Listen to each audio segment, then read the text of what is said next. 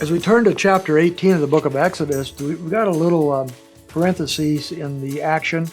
The action is actually halted for a little bit for the Lord to give us an account of Jethro, as verse 18 tells us, the son-in-law, actually the father-in-law of Moses, who's a priest of Midian. We saw him some time ago when Moses fled Egypt originally and went to Midian, and he got involved with Jethro, married his daughter Zipporah, as we see in verse 2. Apparently, Moses, when he went into Egypt to bring about the plagues and bring the people out, he sent his wife Zipporah and their children, their two sons, back to Midian, where they would be with Jethro and the family there. And so now that they're out of Egypt, they're on their way to across the wilderness, Jethro shows up with Zipporah, as well as the two boys, Grisham and Eleazar, verse 3 and 4.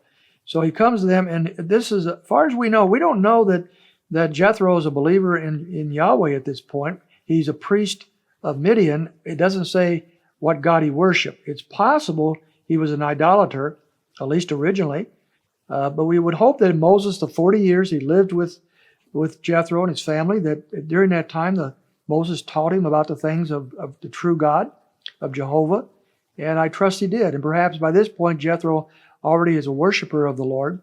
If he's not, he's a good man, and he is a man who will be worshiping the Lord before this chapter is over. Jethro comes to Moses. Moses rehearsed in verses 8 on down the things that the Lord had done for the people of Israel.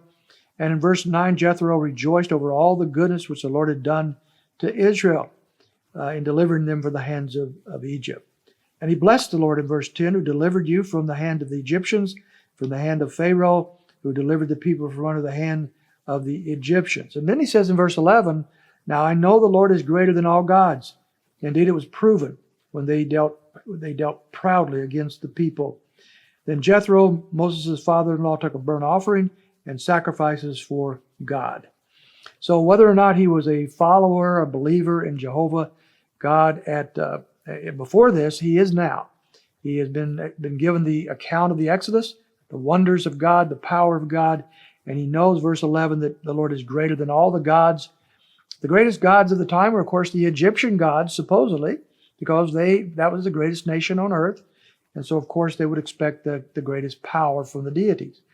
The Lord has annihilated not only Egypt, but any god, so-called god or deity that was behind them. Now, if there was anything supernatural behind the deities of the Egyptians, it would be demonic powers, not godly powers, not true deities. But whatever they were absolutely devastated, destroyed by the true God. And Jethro recognizes that, and he is now a worshiper of the true God. So whether that happened at this point or earlier or whatever, at least he is by this point. But now Jethro is also an observer and a wise man, and he watches Moses' daily life. This is a little insight into the daily life of Moses. We don't get that kind of stuff too often in Scripture. Moses is spending all day long judging the people, verse 13. People are bringing situations to him all day long, from morning to night, and Moses is ruling over those things, making decisions, and so forth. And Jethro asks him, what in the world are you doing, in verse 14? This is too much. You can't do this alone. You're going to, verse 18, or verse 17, this thing you're doing is not good.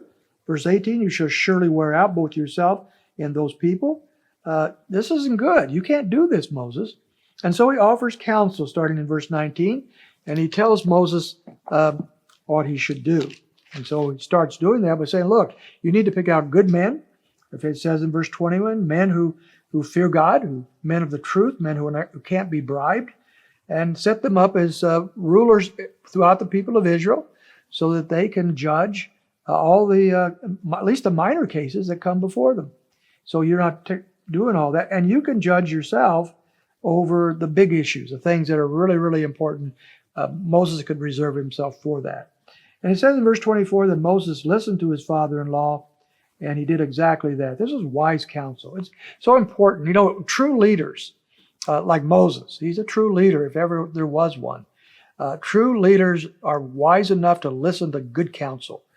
And Jethro gave him good counsel. Moses didn't get his back up. He didn't resist. He applied that counsel to his life, and it was the right thing to do. And Jethro would leave then in verse 27 and go back home to his own place, and Moses and Israel are in much better shape because this man came into their life. Great story.